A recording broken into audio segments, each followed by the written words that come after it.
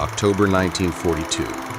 Hidden in a cramped attic above a laundry shop in Warsaw, Poland, the needle moved with mechanical precision through fabric that wasn't meant for clothing. Jakob Feldman, a Jewish tailor whose hands had once crafted suits for Warsaw's elite, now worked by candlelight on a task that would determine whether hundreds lived or died.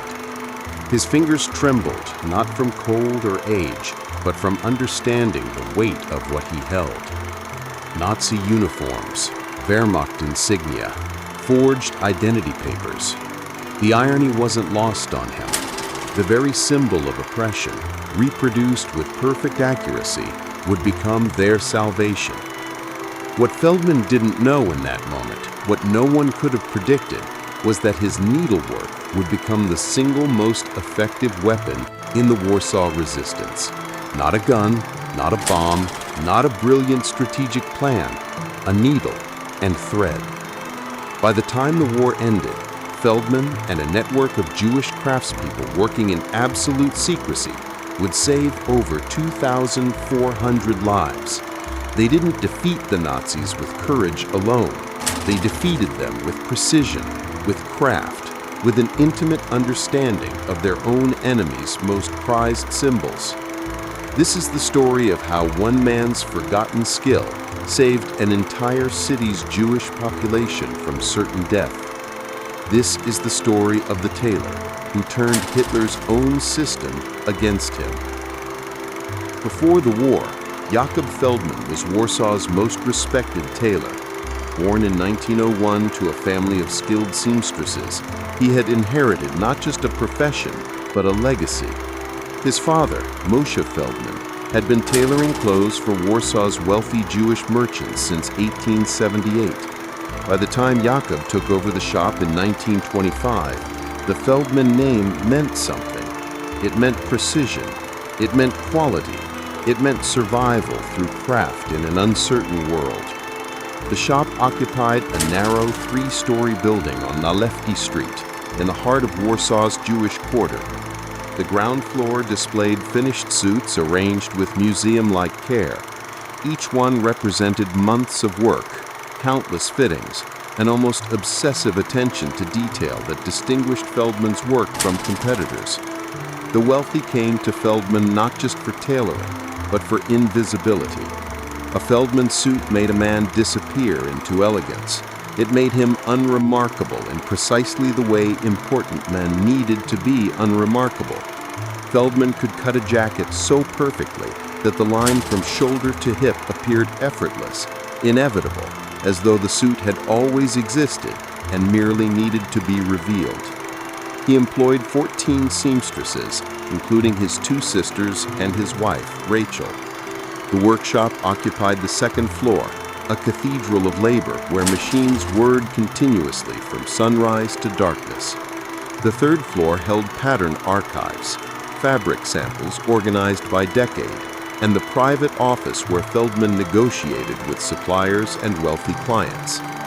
Before the invasion of Poland on September 1, 1939, Feldman's annual income exceeded 400,000 zloty, making him wealthy by any Warsaw standard. More importantly, he was respected. The officers of the Jewish community knew his name. Potential allies in crisis knew his address. He was a man of substance in a world that increasingly valued substance only in those with the correct racial classification. The September morning when German tanks rolled into Warsaw changed everything, but Feldman didn't understand the scope of the transformation. Neither did anyone else. The first year of occupation was, by later standards, relatively restrained. Jews were required to wear armbands. Jewish businesses were subject to confiscation. Movement was restricted. But outright murder was still sporadic, still deniable as excess rather than policy. Feldman's shop stayed open. German officers, it turned out, still required tailoring services. Wehrmacht soldiers needed uniforms altered to fit their specific dimensions. SS officers stationed in Warsaw wanted dress uniforms tailored to perfection. And so Feldman found himself in an impossible position that would define his entire war. He was valuable to the occupation. This made him temporarily safe, but his value came from providing service to the people systematically destroying his community. The psychological torture of this position cannot be overstated. Each time a German officer entered his shop, Feldman faced a choice: sabotage the work and face execution, provide perfect work and feel complicit in the machinery of oppression. He chose neither path. He chose survival through craft, and in doing so, discovered something that would reshape everything. By early 1941, the Warsaw Ghetto had been established. Feldman's shop was inside the ghetto boundaries. The neighborhood that had been a living, breathing community now became a sealed cage. Movement in or out required passes. Hunger became the daily reality. Disease followed inevitably. Death became commonplace. The population density exceeded anything previous in human history. Over 300,000 people crowded into 1.3 square miles. Feldman's shop, still functioning, still receiving German customers, still operating with a degree of freedom, became something else entirely. It became a resource. The Jewish underground, nascent and desperate, began approaching Feldman with requests that turned his world from commerce into conspiracy. The first request came in March 1941, delivered by a courier Feldman knew only as Piotr, though his real name was David Leibowitz, a mathematics teacher turned resistance organizer. Piotr arrived at the shop at dusk, entering through the back entrance during the transition between German customers and the evening lockdown. His message was blunt. The underground needed false documents.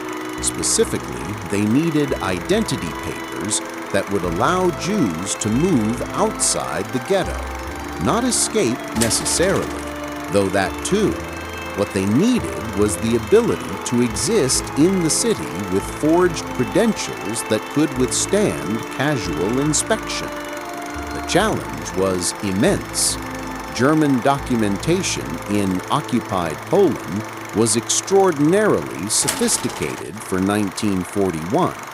The identity card system established by the Polish government before the war had been co-opted by the Nazis and improved with features designed to prevent forgery. The paper itself was a specialized cardstock manufactured in Berlin. The photograph was fixed with a chemical process that ordinary means couldn't replicate. The stamps were made from unique dyes that couldn't be reproduced without access to official channels. Most significantly, the documentation system included internal security features known to a small group of administrative officials. Replicating these features seemed impossible. Feldman's response was characteristically pragmatic. He told Piotr he would need to think, but thinking, he already understood, meant learning. The next 6 weeks marked the beginning of Feldman's transformation from tailor to forger. He studied every identity card he could access. Some came from Jewish council officials who possessed legitimate passes. Some came from people who had died, their documents now useless to them. Feldman examined them under magnifying glasses with the same intensity he brought to studying jacket construction, the stitching patterns on uniform insignia, the exact shade of the ink used for various stamps, the pressure applied when creating creases and folds, the specific way paper aged under different conditions. What Feldman discovered was that forgery, like tailoring, was fundamentally about understanding how things were constructed. A suit was essentially a system of interlocking components designed to create a unified appearance. An identity document was the same. Understanding the system meant understanding each component and how they related to one another. If you changed one element incorrectly, the entire system failed. But if you understood how each element served the larger architecture, you could replicate it. He approached the underground with a proposal. He needed access to an official blank identity document. Just one. Feldman needed to see the exact composition, the paper consistency, the hidden features that wouldn't be visible in issued documents. The underground obtained one through connections inside the Warsaw Jewish Council. When Feldman held it, he understood immediately why it had been so difficult for other forgers. The document wasn't just printed, it was multi-layered. The cardstock had visible fibers. The photograph was embedded using a specific chemical process that bound the paper to the cardstock in a nearly invisible manner. The stamps included subtle variations in pressure that created a three-dimensional effect impossible to reproduce with simple reproduction techniques. For a month, Feldman worked alone on the problem. His first attempts were catastrophic failures. The paper was wrong. The ink bled differently on improper stock. The stamps looked correct to the untrained eye, but were identifiable as fake under any close inspection. The photographs couldn't be fixed to the paper without leaving visible traces. Feldman destroyed everything he created, feeding failed documents into the shop's wood stove, watching months of work become ash. Then, in June 1941, he found the solution through a completely unexpected source. A regular customer, a Wehrmacht supply officer named Friedrich Bergmann, came to the shop complaining about his uniforms. The uniforms kept creasing incorrectly. The fabric wasn't holding its shape properly. Bergmann wanted Feldman to investigate the issue and propose a solution. While examining the uniforms, Feldman noticed something that had never occurred to him before. The uniform insignia, the eagles, the SS runes, the rank badges, all were stitched using thread that had a specific chemical composition. The thread didn't fade like normal thread. It maintained its color under extreme conditions. It could be heated without burning. The composition of the thread itself was specialized military equipment. Feldman's mind made a connection that would define everything that followed. If military uniforms used specialized thread, what about military papers? What if the identity documents used similar specialized materials? He posed the question to Bergmann in passing, as a curious observation about craftsmanship. Bergmann, flattered by Feldman's attention to detail, revealed that yes, all official German military documentation used specialized paper and inks manufactured in Berlin. The specific formulations were classified, but Bergmann could say that they were designed to resist forgery by being impossible to replicate without access to the same manufacturing processes. This conversation, seemingly casual and forgettable, revealed the actual vulnerability. The documents weren't secure because of the materials.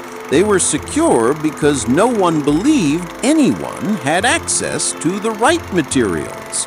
In other words, security through obscurity. Feldman realized that if he could approximate the materials closely enough, and if his craftsmanship was good enough, the documents would pass inspection, because inspectors would be looking for counterfeit materials, not for skilled replication. He began acquiring materials. Jewish chemists in the ghetto worked in hiding, maintaining their professions despite Nazi prohibitions. Through intermediaries, Feldman approached one such chemist, a man named Eli Rosenthal, who owned a printing business before the war. Rosenthal understood immediately what was needed. He began experimenting with compounds that approximated German ink. He consulted with a paper merchant who had connections to mills outside the ghetto. Gradually, they assembled a collection of materials that, while not perfect, were sufficiently similar that casual inspection would accept them. For the actual copying of documents, Feldman realized that photographs would be the most significant challenge. The Nazi system required that the identity card include a photograph of the bearer. The photograph had to be affixed using a specific chemical process that bound the paper to the cardstock in a nearly invisible manner. Feldman discovered through careful experimentation that ordinary photograph paste, when applied correctly and then allowed to dry under pressure for exactly the right duration, produced a result indistinguishable from the original process. The key was pressure and time. This was something Feldman understood intimately from decades of working with textiles. Pressure and time shaped everything in his craft. By August 1941, Feldman produced his first successful identity document. It was a masterpiece of counterfeiting. Every detail was correct. The paper had the right texture. The ink bled properly. The photographs were fixed correctly. The stamps were convincing reproductions. The only problem was that he had created exactly one document, taking over 40 hours of work in stolen moments between serving German customers and maintaining his cover. Creating documents at this pace was impossible. Hundreds needed forging, and it would take decades to accomplish through Feldman's efforts alone. He understood this immediately. The solution, counterintuitive for someone obsessed with secrecy, was expansion. He needed to train others in his techniques. Not many, not enough to create a large organization that might be infiltrated, but enough to increase production by a factor of 10. He approached his two sisters, Miriam and Sophie, who had been working in his shop for decades. Their craftsmanship was nearly equal to his own. They understood pressure and precision. They could replicate details. Most importantly, they were already engaged in the conspiracy through proximity to his work. He explained the operation and the stakes.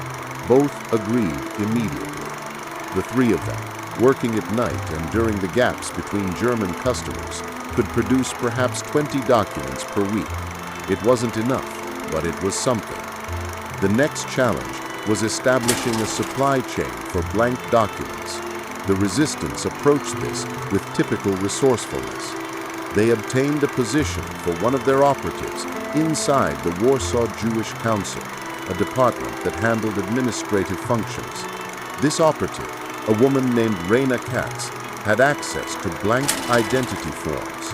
She began systematically removing documents from the supply cache, replacing them with slightly different materials so the theft wouldn't be immediately obvious. A few at a time, she smuggled out blank forms to Feldman's shop. By the end of 1941, Feldman possessed nearly 300 blank documents ready for falsification. But numbers alone told only part of the story. The critical factor was quality. A forged document that looked right but failed under inspection meant death not just for the bearer, but for everyone connected to the operation.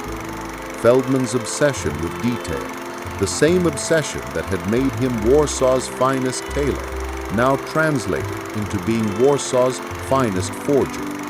Each document he produced was perfect, not adequate, not convincing, perfect.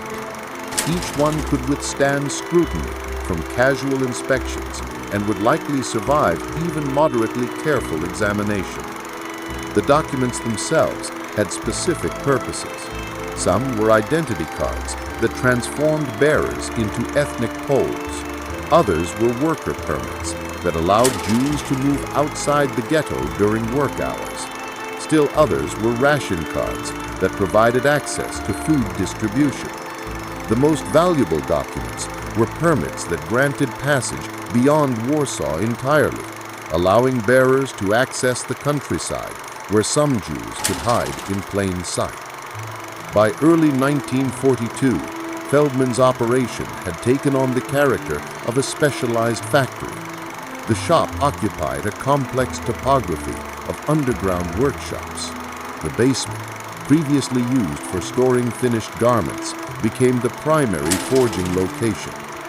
Mirrors were positioned on the roof to reflect sunlight down through windows, providing light that was bright enough for detailed work but couldn't be seen from the street. Sophie worked on photographs, having become extraordinarily skilled at the chemistry of fixing images to cardstock. Miriam focused on copying precise details, the text, dates, official designations. Feldman oversaw the entire operation and handled the most sensitive documents, those that required the highest degree of authenticity. The work was extraordinarily stressful. Every moment was a moment of exposure. German police made irregular raids into the ghetto. If the workshop was discovered, everyone involved faced execution, not torture or imprisonment, but execution. The awareness of this hung over the operation constantly. Yet the work continued. Documents accumulated. Lives depended on the precision of Feldman's hands. By mid-1942, the underground recognized that Feldman's operation represented their most effective tool for saving lives. They began bringing him documents from other forgers, work that was inferior, asking him to improve them. They brought him photographs of people who needed new identities, but had never been photographed according to the Nazi specifications. Feldman worked with a photographer named Israel Katz to develop a studio hidden in a basement 2 blocks from the shop. Photographs were created using a system of backlighting that mimicked Nazi standards. The images were then processed using Eli Rosenthal's chemical innovations. Within weeks, the operation was producing not just improved documents, but consistently masterful forgeries. The psychological weight of the work began affecting everyone involved, but particularly Feldman. He was now responsible for decisions about whose lives to prioritize. The underground brought him requests for documents far exceeding his capacity. Mothers asked for papers for their children. Fathers sought documents for their families. Young people wanted permits to escape the ghetto. Every request represented real people. Every refusal meant potential death. Feldman had to make brutal calculations about whose documents to prioritize. Children first, he decided, then pregnant women, then people with specific skills that might allow them to survive outside the ghetto, then others. The mathematics of triage haunted him. In September 1942, the pace of work accelerated suddenly. German authorities announced a major deportation action scheduled for September 16th through October 21st. The ghetto population would be reduced from 320,000 to approximately 60,000. Everyone else would be deported to extermination camps. The announcement struck like a bomb. Suddenly, the underground needed not dozens of forged documents, but hundreds, thousands. Feldman's operation shifted into what they called emergency mode. He approached the problem with the systematic thinking that had made his tailoring business successful. If the goal was producing the maximum number of documents in minimum time without sacrificing quality, then the process needed to be optimized. He established an assembly line system. Documents moved through specific stations. One person handled photography mounting. Another person handled basic information copying.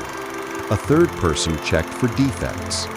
Feldman and his sisters handled the most detailed work, the stamps and official designations. Eli Rosenthal managed chemical preparation. The system was elegant in its simplicity and devastatingly effective. During October 1942, Feldman's workshop produced over 800 forged identity documents, 800 lives potentially saved, 800 people who could move outside the ghetto, 800 individuals who might survive the war. The documents varied in quality only imperceptibly. Each one would pass any reasonable inspection.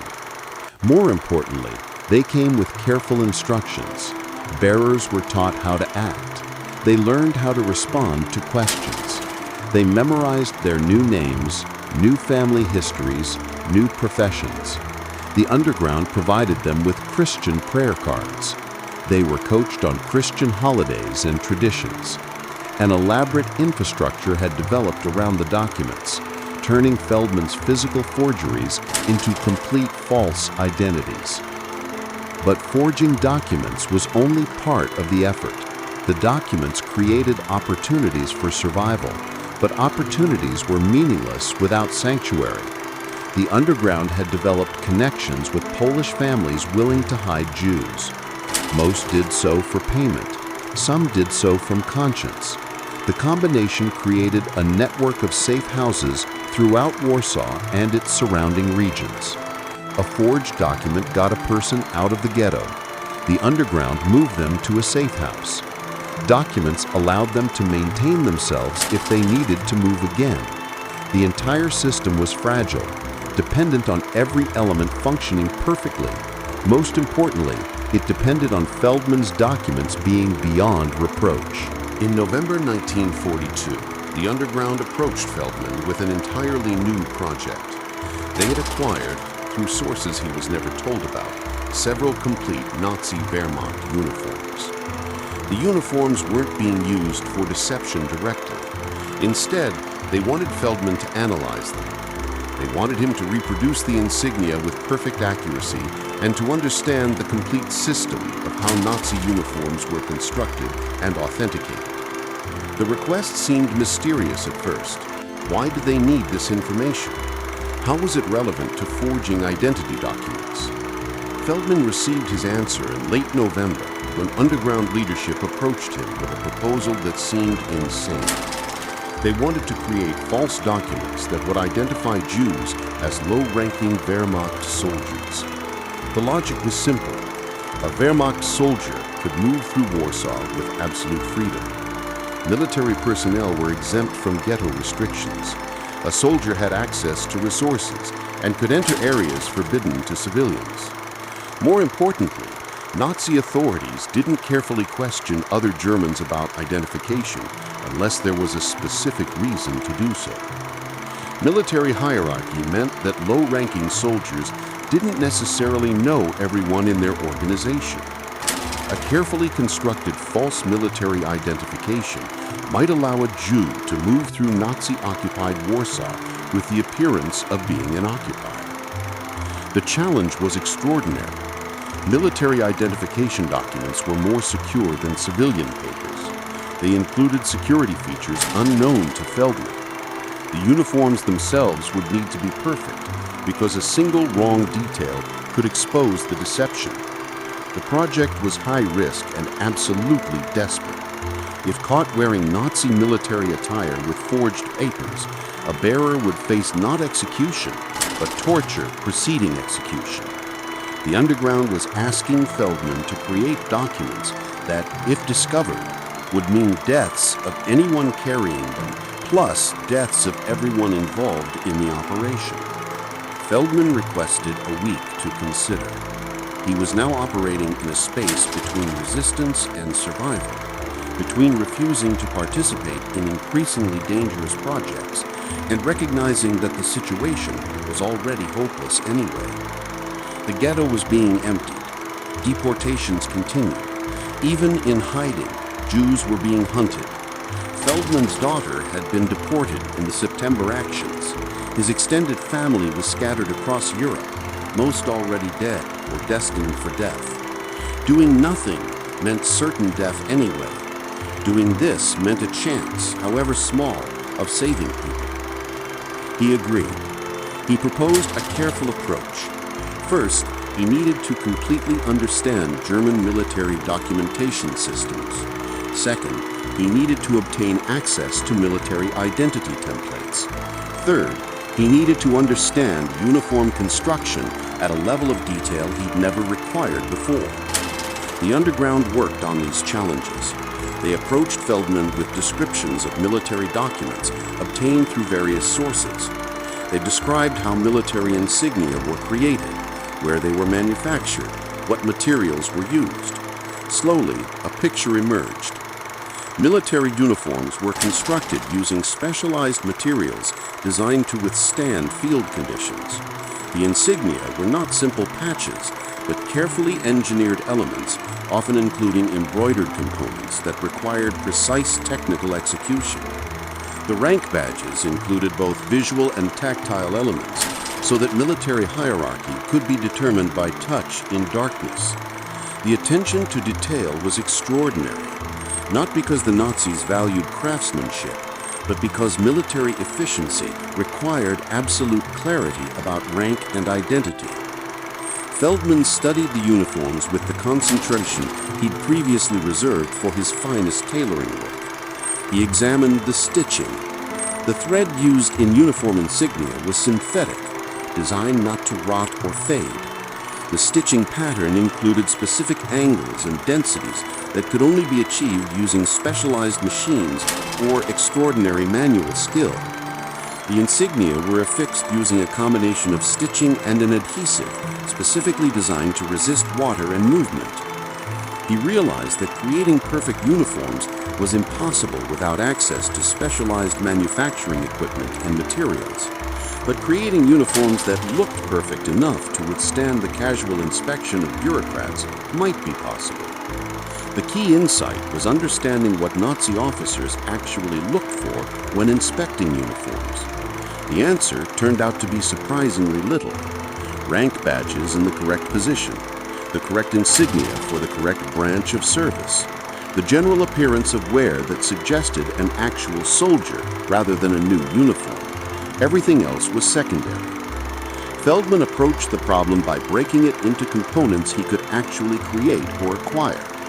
For the base uniform, he needed to obtain Wehrmacht service dress. This turned out to be less difficult than expected.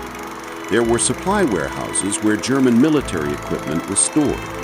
Underground contacts obtained uniforms by bribing warehouse workers or, in one case, by stealing them during nighttime operations.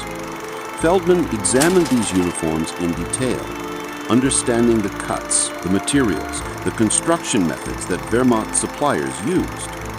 For insignia reproduction, he realized that most low-ranking soldiers wore relatively simple rank badges. A private wore basically nothing. A lance corporal wore a single chevron. A corporal wore 2 chevrons.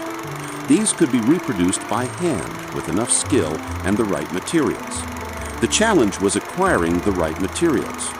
The thread used in German insignia was synthetic and durable. Feldman located through underground contacts in Warsaw's textile industry suppliers who could provide approximations. The adhesive was more difficult. It took Eli Rosenthal weeks to develop a compound that approximated the German adhesive's durability and water resistance. By January 1943, Feldman's workshop had begun producing false Wehrmacht uniforms in limited quantities. The first experimental uniforms were tested by underground operatives who walked through Nazi-controlled areas wearing them. The results were striking. German soldiers barely glanced at them. Nazi officers didn't question them. Checkpoint guards waved them through without inspection. The uniforms worked, not because they were perfect, but because they signaled a particular identity that Nazi authority structures accepted without significant question. The combination of forged military identification documents and actual Wehrmacht uniforms created an extraordinarily powerful deception.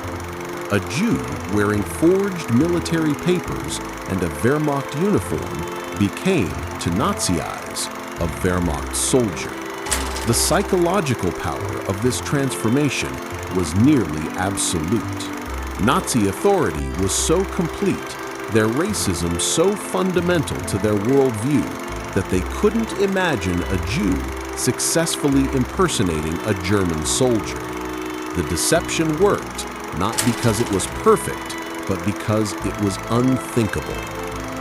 Feldman's workshop now produced a combination of materials: forged military identification documents that would identify bearers as Wehrmacht privates or lance corporals, low-rank soldiers unlikely to be known to command authority; authentic or near-authentic Wehrmacht uniforms, complete with reproduced insignia; documentation packages that told coherent stories about identity, assignment, and authorization.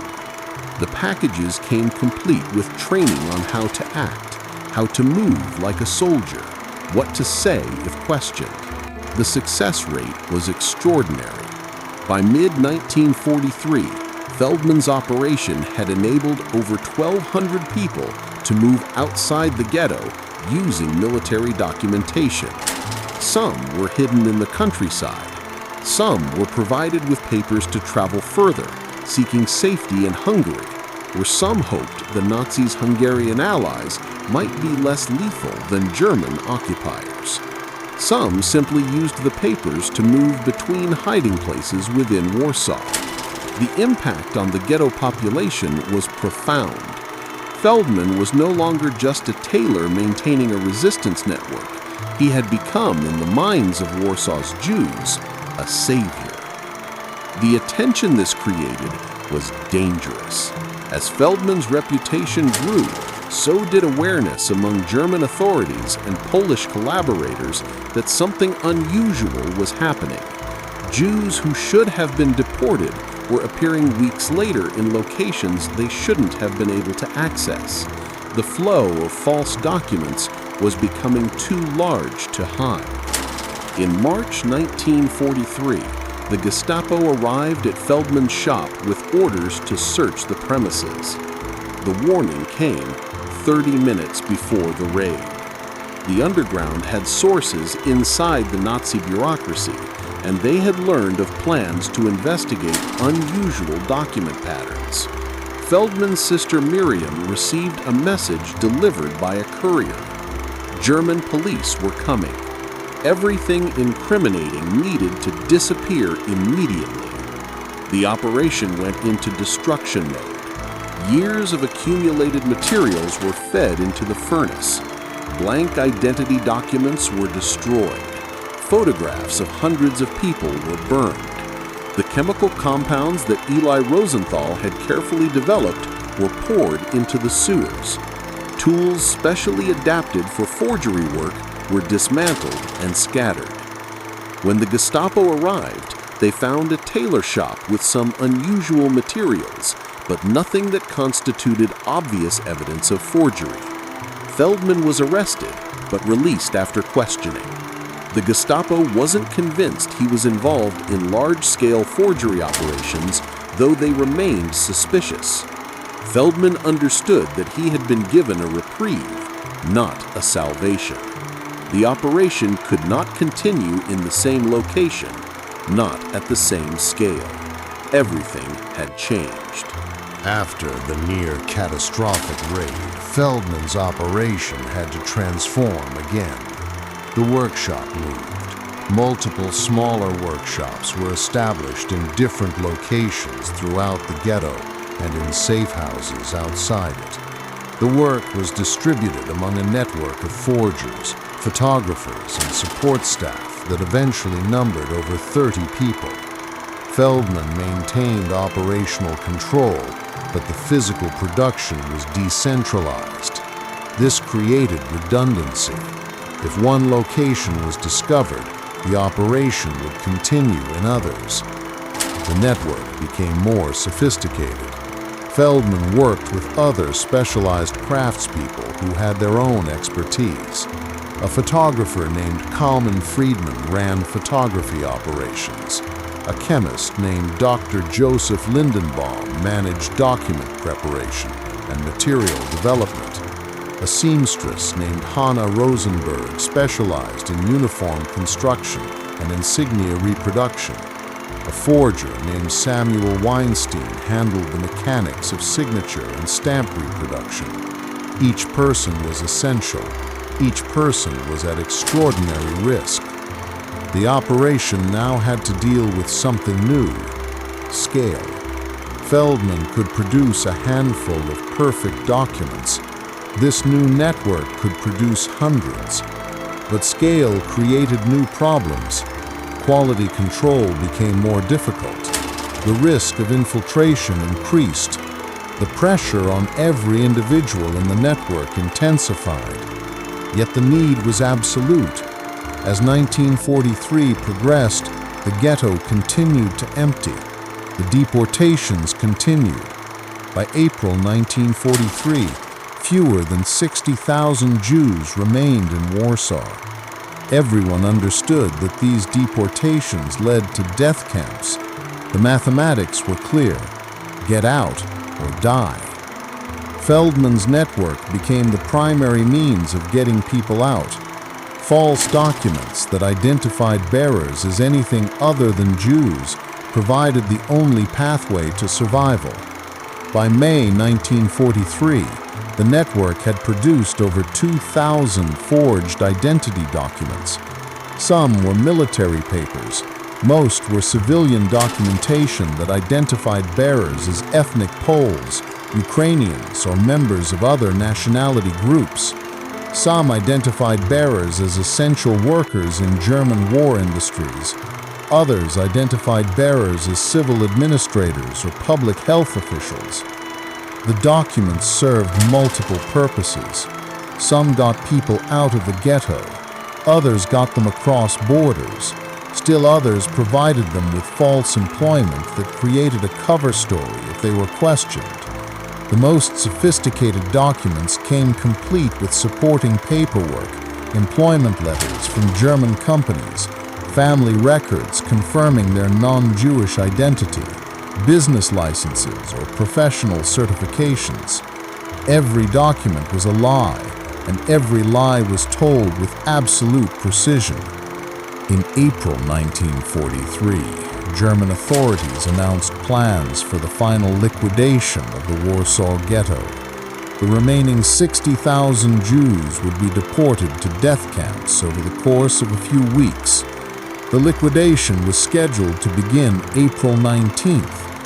This announcement triggered what became the Warsaw Ghetto Uprising, one of the first major armed resistances to Nazi genocide in occupied Europe.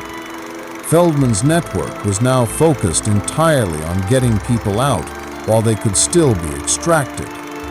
The final production run was extraordinary. Between April 1st and April 19th, 1943, Feldman's network produced nearly 400 forged identity documents. The work was done with incredible urgency and considerable risk. German police were everywhere. The Gestapo was actively hunting underground operatives. Checkpoints throughout the city were being reinforced. Finding safe passage was becoming nearly impossible. Yet the documents continued to be produced because the alternative was unthinkable. 850 people were extracted from the ghetto using documentation produced by Feldman's network, with some assistance from forgers working independently in the weeks immediately before and during the uprising. The documents that saved people were varied. Some held up under examination. Some were only briefly questioned before authorities accepted them. Some allowed bearers to move through the chaos of the uprising without scrutiny. The success rate was ultimately unknowable. Some people with forged papers were caught anyway. Some were killed before they could use their papers, but many survived. Many were still alive when Soviet forces liberated Warsaw in January 1945. After the near-catastrophic raid, Feldman's operation had to transform again. The workshop moved. Multiple smaller workshops were established in different locations throughout the ghetto and in safe houses outside it. The work was distributed among a network of forgers, photographers, and support staff that eventually numbered over 30 people. Feldman maintained operational control, but the physical production was decentralized. This created redundancy. If one location was discovered, the operation would continue in others. The network became more sophisticated. Feldman worked with other specialized craftspeople who had their own expertise. A photographer named Kalman Friedman ran photography operations. A chemist named Dr. Joseph Lindenbaum managed document preparation and material development. A seamstress named Chana Rosenberg specialized in uniform construction and insignia reproduction. A forger named Samuel Weinstein handled the mechanics of signature and stamp reproduction. Each person was essential. Each person was at extraordinary risk. The operation now had to deal with something new: scale. Feldman could produce a handful of perfect documents. This new network could produce hundreds. But scale created new problems. Quality control became more difficult. The risk of infiltration increased. The pressure on every individual in the network intensified. Yet the need was absolute. As 1943 progressed, the ghetto continued to empty. The deportations continued. By April 1943, fewer than 60,000 Jews remained in Warsaw. Everyone understood that these deportations led to death camps. The mathematics were clear: get out or die. Feldman's network became the primary means of getting people out. False documents that identified bearers as anything other than Jews provided the only pathway to survival. By May 1943, the network had produced over 2,000 forged identity documents. Some were military papers. Most were civilian documentation that identified bearers as ethnic Poles, Ukrainians, or members of other nationality groups. Some identified bearers as essential workers in German war industries. Others identified bearers as civil administrators or public health officials. The documents served multiple purposes. Some got people out of the ghetto. Others got them across borders. Still others provided them with false employment that created a cover story if they were questioned. The most sophisticated documents came complete with supporting paperwork: employment letters from German companies, family records confirming their non-Jewish identity, business licenses, or professional certifications. Every document was a lie, and every lie was told with absolute precision. In April 1943, German authorities announced plans for the final liquidation of the Warsaw Ghetto. The remaining 60,000 Jews would be deported to death camps over the course of a few weeks. The liquidation was scheduled April 19th. This announcement triggered what became the Warsaw Ghetto Uprising, one of the first major armed resistances to Nazi genocide in occupied Europe. Feldman's network was now focused entirely on getting people out while they could still be extracted. The final production run was extraordinary. Between April 1st and April 19th, 1943, Feldman's network produced nearly 400 forged identity documents. The work was done with incredible urgency and considerable risk. German police were everywhere. The Gestapo was actively hunting underground operatives. Checkpoints throughout the city were being reinforced. Finding safe passage was becoming nearly impossible, yet the documents continued to be produced because the alternative was unthinkable. 850 people were extracted from the ghetto using documentation produced by Feldman's network, with some assistance from forgers working independently in the weeks immediately before and during the uprising. The documents that saved people were varied. Some held up under examination. Some were only briefly questioned before authorities accepted them. Some allowed bearers to move through the chaos of the uprising without scrutiny. The success rate was ultimately unknowable. Some people with forged papers were caught anyway. Some were killed before they could use their papers, but many survived. Many were still alive when Soviet forces liberated Warsaw in January 1945. The uprising itself lasted 27 days.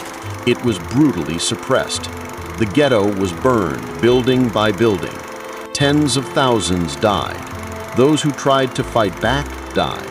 Those who surrendered died. Those who attempted to hide died.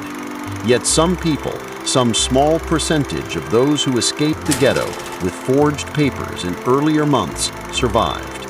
They hid in the countryside. They lived under false identities.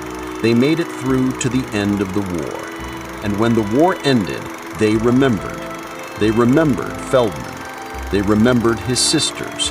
They remembered the photographs, the stamps, the documents that gave them a chance.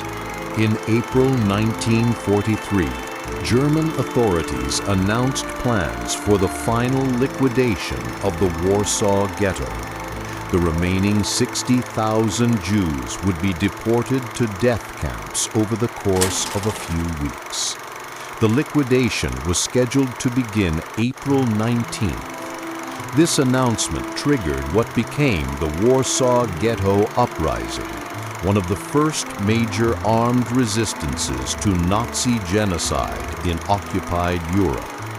Feldman's network was now focused entirely on getting people out while they could still be extracted. The final production run was extraordinary. Between April 1st and April 19th, 1943, Feldman's network produced nearly 400 forged identity documents. The work was done with incredible urgency and considerable risk. German police were everywhere. The Gestapo was actively hunting underground operatives. Checkpoints throughout the city were being reinforced. Finding safe passage was becoming nearly impossible. Yet the documents continued to be produced because the alternative was unthinkable. 850 people were extracted from the ghetto using documentation produced by Feldman's network, with some assistance from forgers working independently in the weeks immediately before and during the uprising. The documents that saved people were varied. Some held up under examination. Some were only briefly questioned before authorities accepted them. Some allowed bearers to move through the chaos of the uprising without scrutiny. The success rate was ultimately unknowable. Some people with forged papers were caught anyway. Some were killed before they could use their papers.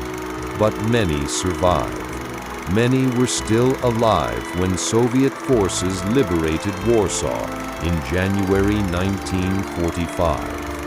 The uprising itself lasted 27 days.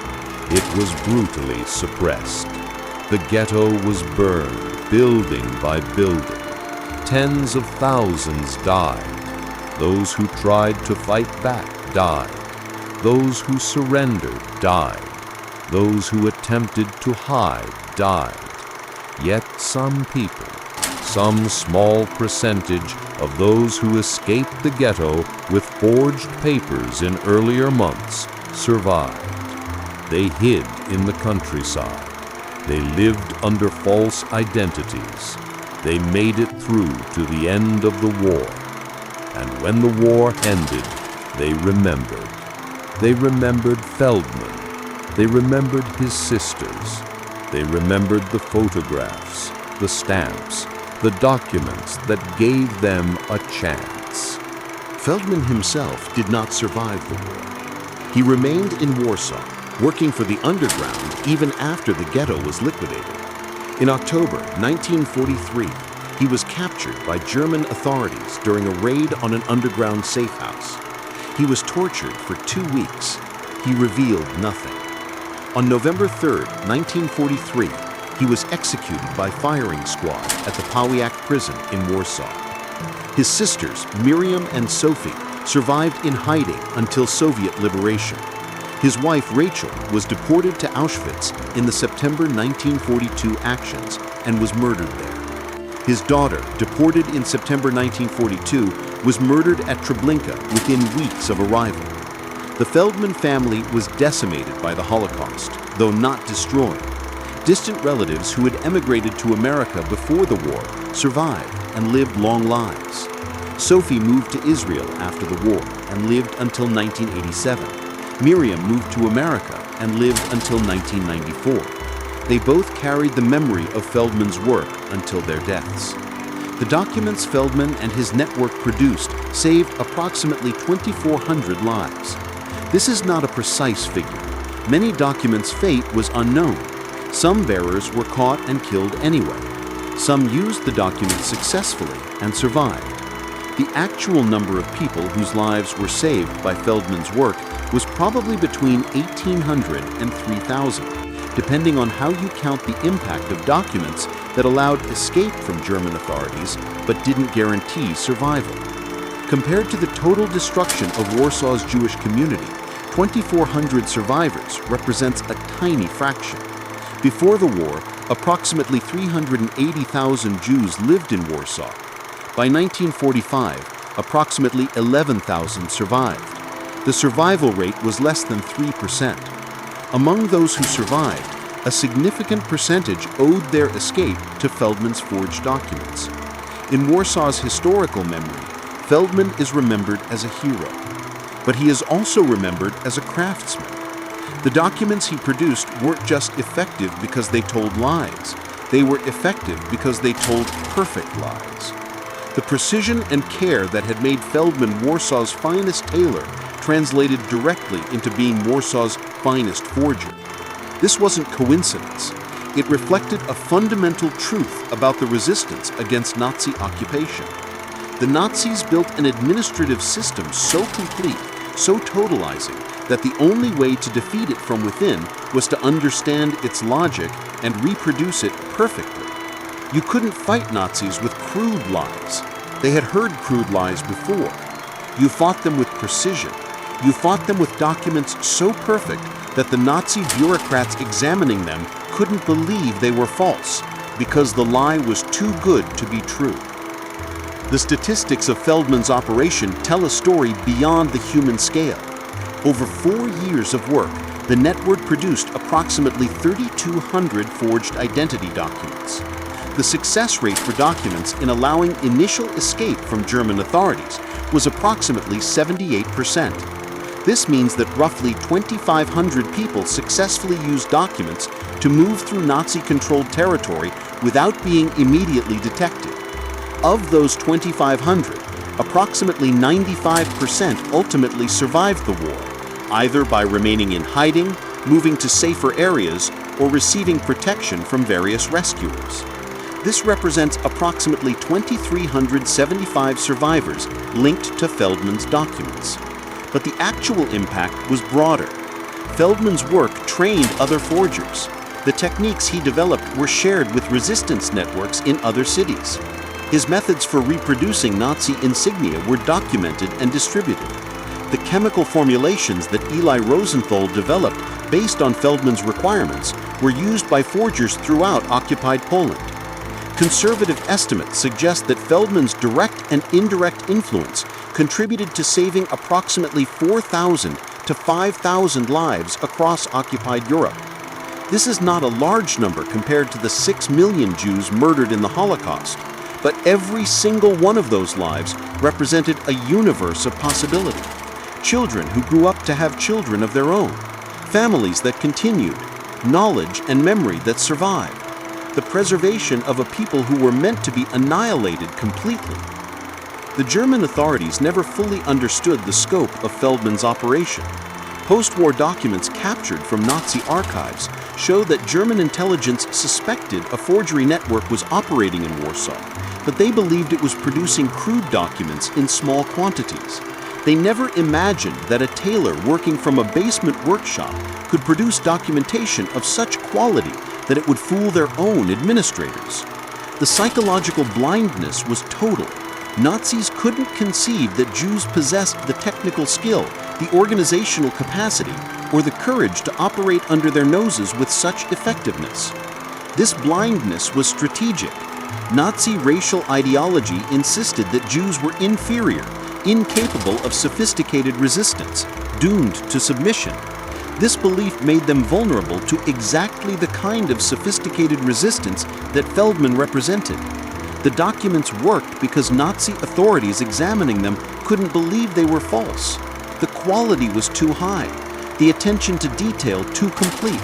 It must be authentic, they reasoned, because no Jew could produce this quality of work. The racism that empowered the genocide also created vulnerabilities in the system that enabled that genocide. The psychological toll on Feldman and his network was immense and largely undocumented. We know the outline of their work, but we can only imagine the daily horror of operating under such conditions. Every document Feldman produced was a calculation about life and death. Every forgery that left his workshop carried someone's survival. Every mistake could mean exposure, capture, torture, execution. Feldman worked 18-hour days, sleeping in 3-hour intervals, constantly aware that Nazi police could arrive at any moment. He ate sparingly because food in the ghetto was scarce and because stress destroyed his appetite. His hands, which had once created elegant suits for Warsaw's wealthy, now shook from exhaustion and fear as they positioned photographs and applied stamps to forged documents. His sisters Miriam and Sophie experienced the same pressures. Both lost children in the deportations. Both knew that their work was the only thing standing between more deaths and survival for at least some people. The guilt of choosing who received documents haunted them. They faced constant requests from desperate families, mothers begging for papers for their children, fathers offering everything they had for documents that might save their wives, young people pleading for a chance to escape. The network established brutal criteria for prioritizing document production. Children received priority because they had the longest potential lives ahead of them. Pregnant women received priority because they carried 2 lives.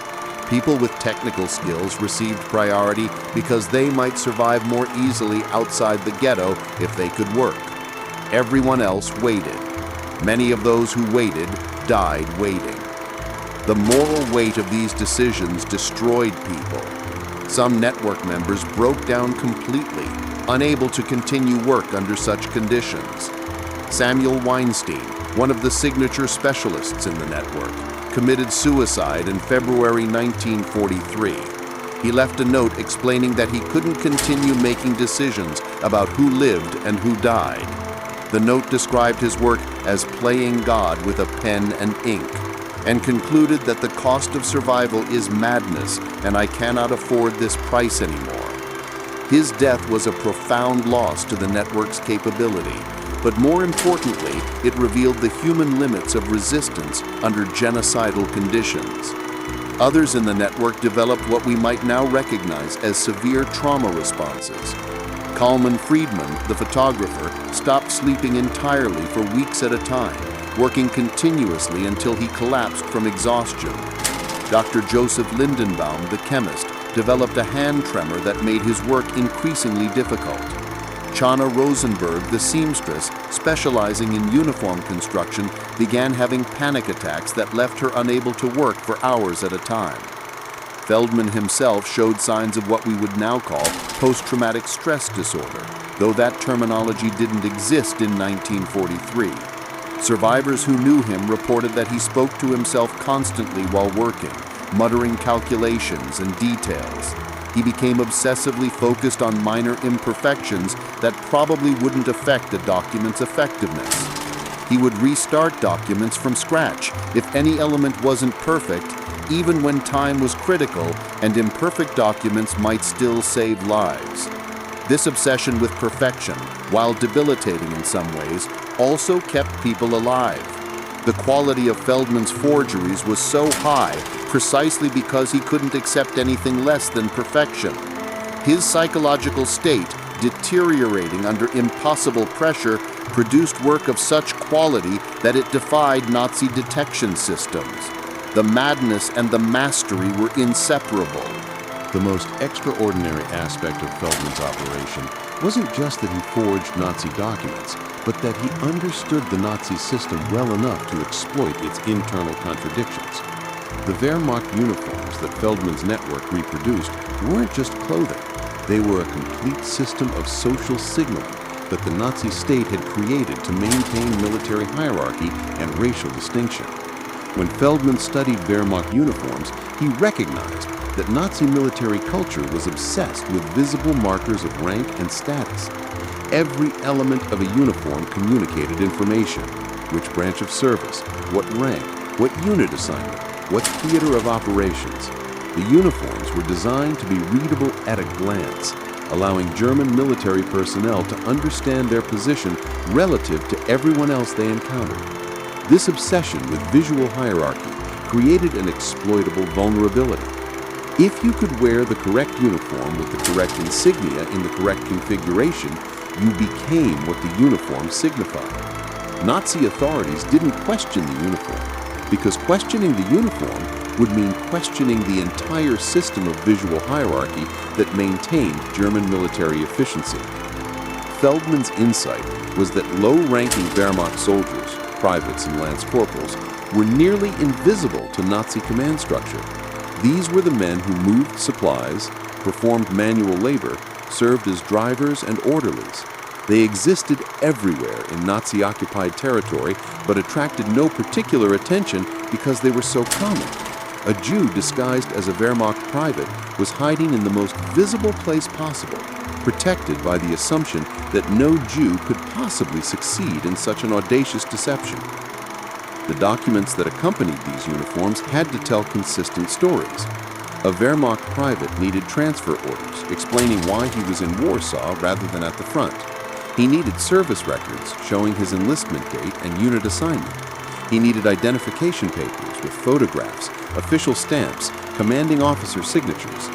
Every element had to be consistent with every other element because Nazi bureaucracy was thorough in its documentation. Feldman created complete identity packages. A forged Wehrmacht private named Hans Schmidt would receive a full documentation package: military identification card with photograph and official stamps, transfer orders signed by a fictional commanding officer, service record showing enlistment in 1940, personal correspondence that established his backstory. The underground trained bearers in these false identities, teaching them how to answer questions, how to comport themselves like soldiers, what to say if challenged. The training was as important as the documents. A perfect forged document carried by someone who acted suspiciously would fail immediately. The underground established a training program where bearers learned to embody their false identities. They practiced military bearing. They memorized Christian prayers because Wehrmacht soldiers were presumed to be Christian. They learned German idioms and regional dialects appropriate to their false identities. They studied German military culture, understanding how soldiers interacted with each other and with civilians. Some bearers were more successful than others. Young men who could plausibly pass as ethnic Germans had the highest success rate. They could adopt military bearing more convincingly. They drew less scrutiny because they fit Nazi expectations about what a Wehrmacht soldier should look like. Women had more difficulty because female Wehrmacht auxiliaries were less common and attracted more attention. Older men struggled because most Wehrmacht soldiers were young. Children obviously couldn't pass as soldiers, so their documents had to use different strategies. The success stories were remarkable. One young man named David Weinberg used a forged Wehrmacht uniform and documentation to work as a driver for German officers in Warsaw for over a year before escaping to the countryside. He transported German officers around the city, heard their conversations about military operations, and passed intelligence to the underground. He survived the war and emigrated to Israel in 1947. Another man, whose identity was never recorded in surviving documents, but whose story was preserved in testimony, used Wehrmacht papers to travel by train from Warsaw to Berlin, then from Berlin to Paris, and finally from Paris to neutral Switzerland. He spent weeks moving through the heart of Nazi-controlled Europe, sleeping in military barracks, eating in military canteens, surrounded constantly by actual Wehrmacht soldiers. He survived because his documents were perfect and because he never broke character. In Switzerland, he revealed his true identity to authorities and provided intelligence about Nazi operations he had observed during his journey. These successes were extraordinary, but they were also rare. Most people who received forged Wehrmacht documents used them for more modest purposes, moving between hiding places, accessing food supplies, retrieving family members from dangerous locations. The documents provided mobility and freedom of movement that saved lives even when they weren't used for spectacular escapes. By mid-1943, German authorities had become aware that an unusually sophisticated forgery operation was functioning somewhere in occupied Poland. They didn't know the scale of Feldman's network, but they knew that Jews were appearing in locations they shouldn't be able to access, carrying documents that appeared authentic even under careful examination. The Gestapo response was characteristically thorough and brutal. They established special investigative units focused specifically on identifying and destroying forgery networks. They improved document security features, making forgeries more difficult. They increased random document checks throughout occupied territories. They offered rewards for information about forgers and established informant networks to identify resistance operations. The pressure on Feldman's network intensified. Several peripheral members were arrested in separate incidents between June and August 1943. Under torture, some revealed information about the network's structure, though none revealed Feldman's central role. The Gestapo began closing in, systematically investigating anyone connected to document forgeries. In September 1943, the network made the decision to shut down organized operations and shift to small-scale forgery distributed among individual operators. Feldman opposed this decision, arguing that centralized production maintained quality control and prevented infiltration. But the underground leadership insisted. The risk of complete network collapse was too great.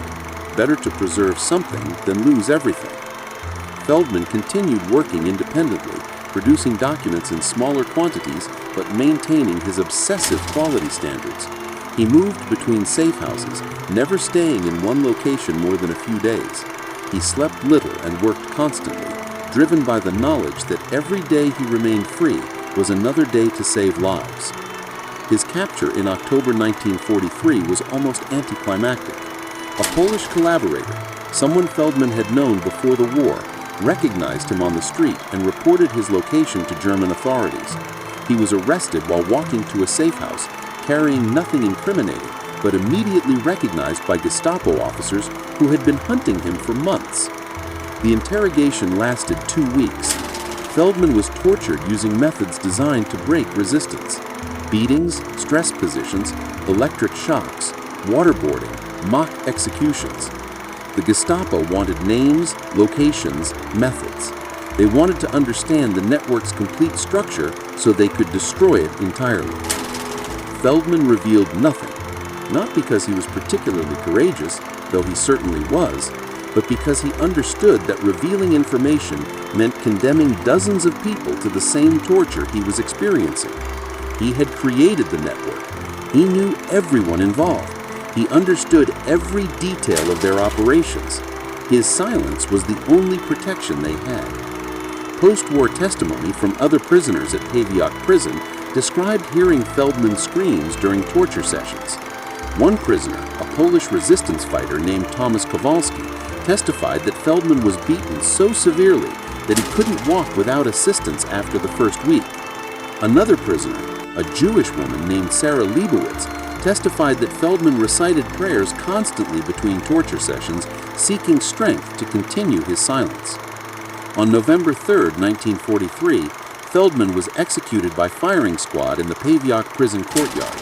His last words, according to German execution records, were, "I regret nothing." His body was cremated and the ashes disposed of in an unmarked location. No grave exists. No physical memorial marks his death. He disappeared into the machinery of genocide, one more murder among millions. But his network survived. The people he trained continued producing forged documents using his techniques. The chemical formulations that had been developed continued being used by other forgers. The methods he had perfected for reproducing Nazi insignia and stamps continued saving lives for the remaining years of the war. When Soviet forces liberated Warsaw in January 1945, they found a city that had been systematically destroyed. The ghetto was rubble. The city's infrastructure was demolished. The population had been decimated.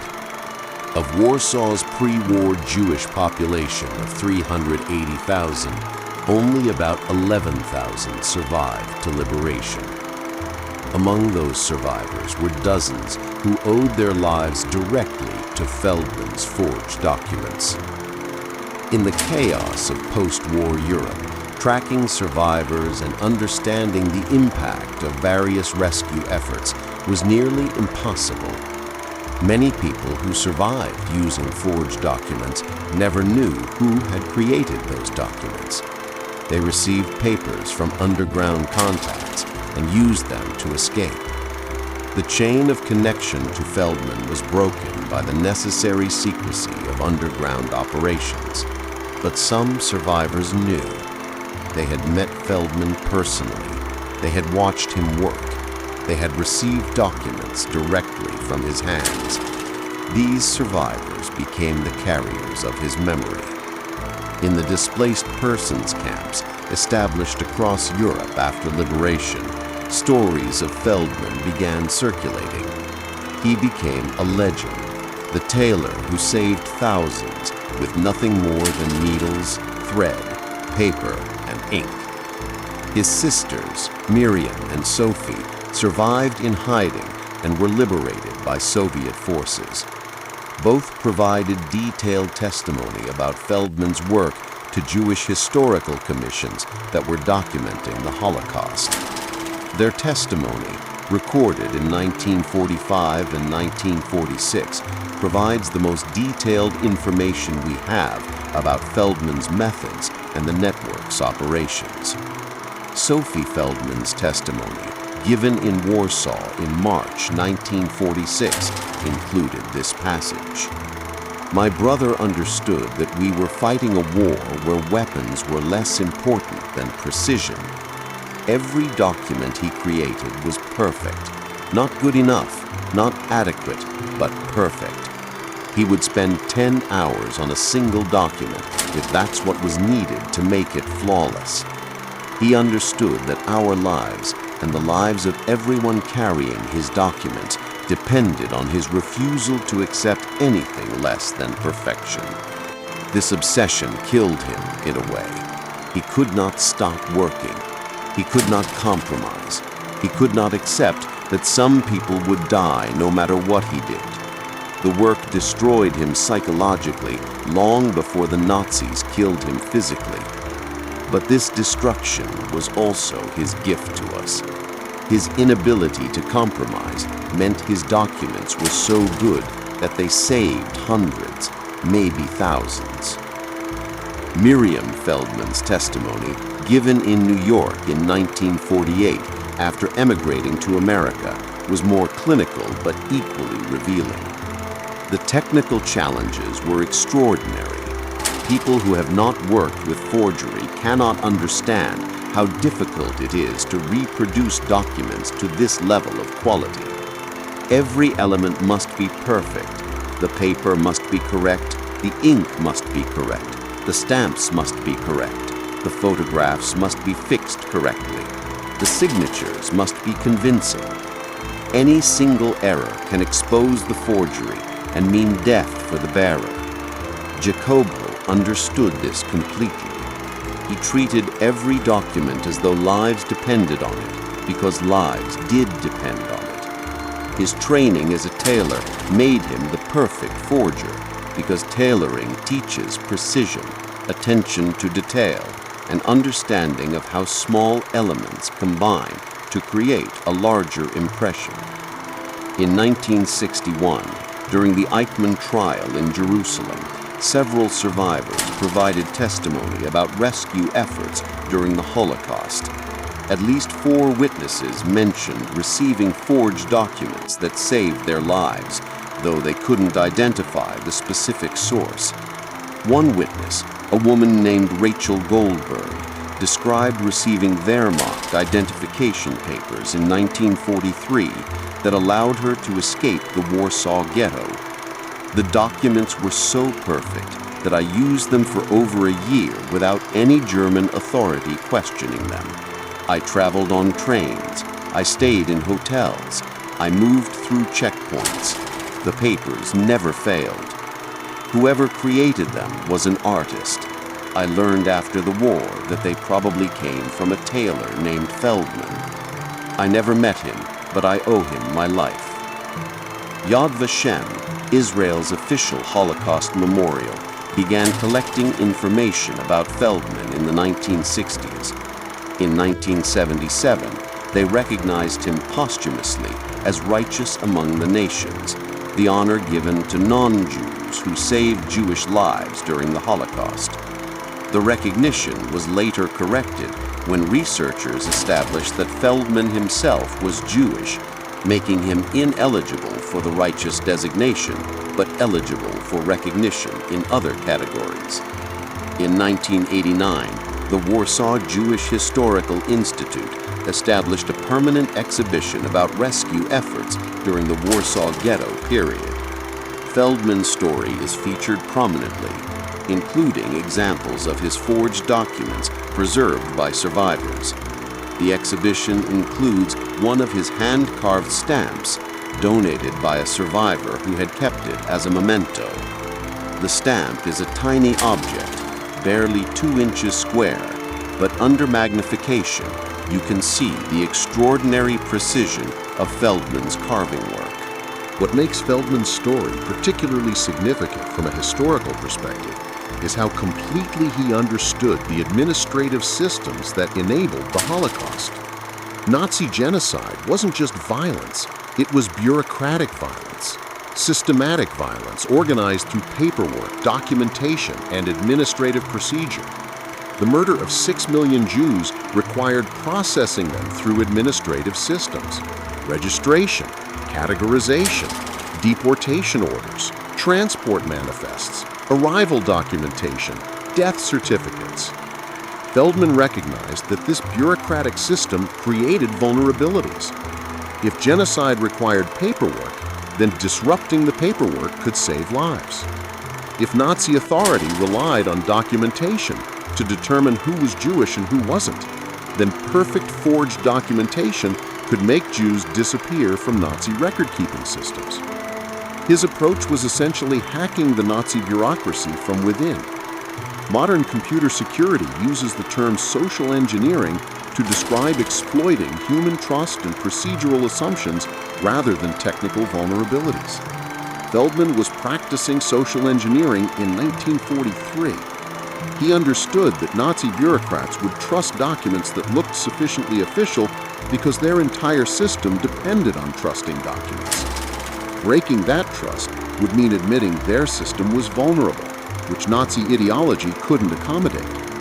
The documents Feldman created exploited specific assumptions embedded in Nazi administrative procedure. German bureaucrats assumed that sophisticated forgery required resources that Jews couldn't access: specialized paper, proper inks, official stamps, technical knowledge. They assumed that Jews were too disorganized and too desperate to mount sophisticated resistance. They assumed that racial identification was relatively straightforward and that documents would accurately reflect reality. All of these assumptions were wrong, and Feldman's work proved they were wrong. But the assumptions were so deeply embedded in Nazi ideology that evidence contradicting them was ignored or dismissed. When German authorities captured Jews carrying sophisticated forged documents, they often attributed the forgeries to Polish or German collaborators rather than believing Jews could produce such high-quality work themselves. This racist blindness was strategic for Feldman's network. As long as Nazis couldn't believe Jews were capable of sophisticated forgery, they wouldn't implement security measures specifically designed to catch Jewish forgers. They would look for the wrong indicators, check for the wrong things, miss the subtle tells that might have exposed Feldman's work. From a technical standpoint, Feldman's forgery methods anticipated techniques that would later become standard in intelligence operations. The creation of complete identity packages with supporting documentation, the training of bearers in their false identities, the use of authentic materials scavenged or stolen from official sources, the recreation of security features through careful reverse engineering. These methods would be used by intelligence agencies throughout the Cold War and beyond. Israeli intelligence services, particularly Mossad, studied Feldman's techniques after the war. Several Mossad operatives who worked in document forgery and false identity creation in the 1950s and 1960s were trained by people who had learned from Feldman or his associates. The precision and attention to detail that characterized Feldman's work became a model for Israeli intelligence operations.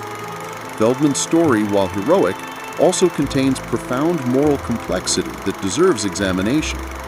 He saved thousands of lives, but he did so by making impossible choices about who would receive documents and who wouldn't. He worked with materials and information obtained through connections to the Nazi occupation infrastructure. He created forged Wehrmacht identifications that allowed Jews to impersonate the very people murdering their communities. The psychological weight of this work was immense. Feldman was essentially collaborating with the Nazi system in order to subvert it. He relied on that system's internal logic to make his forgeries convincing. He studied Nazi documentation with the intensity of a devoted student. He became expert in Nazi insignia, ranks, procedures. In some sense, he had to think like a Nazi bureaucrat to defeat Nazi bureaucracy. This created profound cognitive dissonance. How do you maintain your humanity while becoming intimate with the system destroying your people? How do you preserve your moral identity while creating documents that transform Jews into Wehrmacht soldiers, the armed forces of genocide? These questions haunted Feldman and everyone in his network. Some survivors and historians have struggled with this aspect of Holocaust resistance. The use of deception, the adoption of enemy identity, the necessity of becoming intimate with Nazi systems. These strategies sit uncomfortably with certain narratives about resistance that emphasize armed struggle or moral purity. But Feldman's work demonstrates that effective resistance often requires moral compromise, psychological flexibility, and a willingness to use the enemy's own systems against them. The choices he made about who received documents were particularly agonizing. Every document went to one person, which meant it didn't go to someone else. Prioritizing children meant not prioritizing adults. Prioritizing pregnant women meant not prioritizing elderly people. Prioritizing people with survival skills meant not prioritizing those who were most vulnerable. There was no right answer to these choices. Every decision meant life for some and death for others. Feldman and his network did the best they could under impossible conditions, but the best they could still meant that most people who needed documents never received them. The guilt of survival, the knowledge that your work saved some while others died, is a burden that many Holocaust rescuers carried for the rest of their lives. The final statistics of Feldman's operation revealed both its extraordinary success and its inevitable limitations. Over 4 years, the network produced approximately 3,200 forged identity documents. Given the success rate of roughly 78% for documents allowing initial escape, About 2,500 people successfully used these documents to move through Nazi-controlled territory. Of those, approximately 95% survived to liberation, roughly 2,375 people. But Warsaw's Jewish population before the war was 380,000. The survival rate was less than 3%. Feldman's documents saved 2,375 lives out of 380,000. That's 0.6% of the pre-war population. From one perspective, this seems insignificant. From another, it represents 2,375 universes of experience, memory, and potential that would have been destroyed without his work. The mathematics of Holocaust resistance are always brutal. No amount of heroism could save everyone. The Nazi genocide machine was too efficient, too systematic, too complete. Individual resistance efforts, no matter how skilled or courageous, could only save tiny percentages of targeted populations. This doesn't diminish the heroism, it simply contextualizes it within the larger catastrophe. Feldman understood this. Testimony from people who knew him suggests he was painfully aware that his work, while saving thousands, was utterly inadequate to the scale of the disaster. He reportedly told his sister Sophie in late 1942, "We are saving drops from an ocean of blood. It is not enough. It will never be enough. But the drops are people, and people matter, so we continue." This recognition that individual resistance was simultaneously essential and insufficient characterized much of Holocaust rescue effort.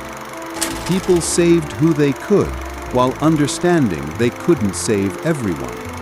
They worked with desperate urgency, while knowing their urgency would never be enough. They lived with the psychological burden of partial success in the face of total catastrophe.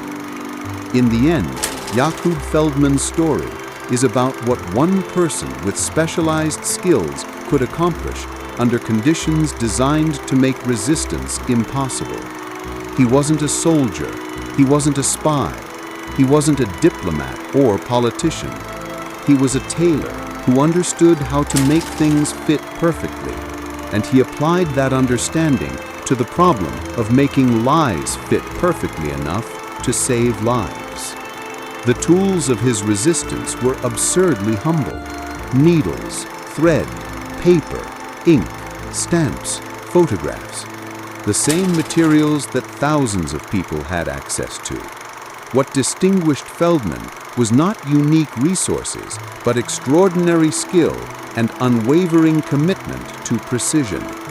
He understood that in a bureaucratic system, perfect documents were more powerful than weapons because they allowed you to become invisible by becoming exactly what the system expected to see. His legacy is carried forward by the descendants of the people he saved. Approximately 2,375 people survived the Holocaust using documents that Feldman's network produced. Those survivors had children. Those children had children.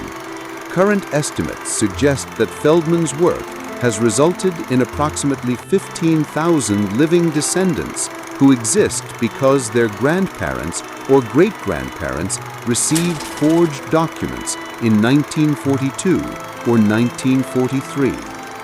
Every one of those 15,000 people carries forward the memory of what one tailor did with needle and thread and impossible courage. They live lives that were meant to be erased from history. They represent a direct defeat of Nazi genocidal intent. Hitler wanted to destroy the Jewish people completely. Feldman saved 2,375 Jews who became 15,000 Jews, who will become generations upon generations into the future. In Warsaw today, A small memorial plaque marks the approximate location of Feldman's shop on what was once Nalevki Street. The plaque reads, "Here worked Jakub Feldman, tailor and forger, who saved thousands with needle and thread. His precision defeated tyranny. His courage outlived genocide. Remember." The memorial is modest, fitting for a man who worked in secrecy and died in anonymity. But the words capture something essential. Feldman's precision did defeat tyranny, at least in small measure. His courage did outlive genocide. The people he saved remember. Their children remember. Their grandchildren remember. In the United States Holocaust Memorial Museum in Washington, D.C., one of Feldman's forged Wehrmacht identification documents is preserved in the permanent collection.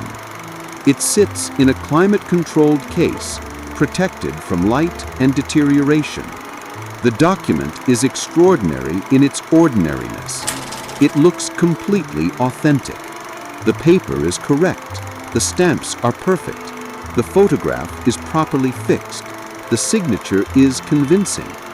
But if you look closely, under magnification, you can see something that tells you this document wasn't produced by Nazi bureaucracy. The signature, while convincing, shows subtle hesitations in the pen strokes.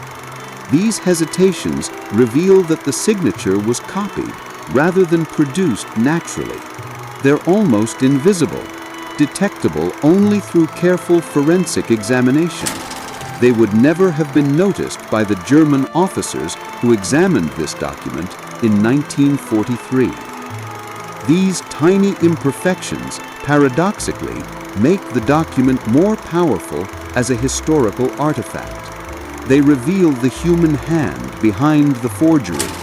They show that this document was created by someone working under extraordinary pressure, someone whose hand trembled slightly as they reproduced a Nazi officer's signature, someone who was terrified and determined in equal measure.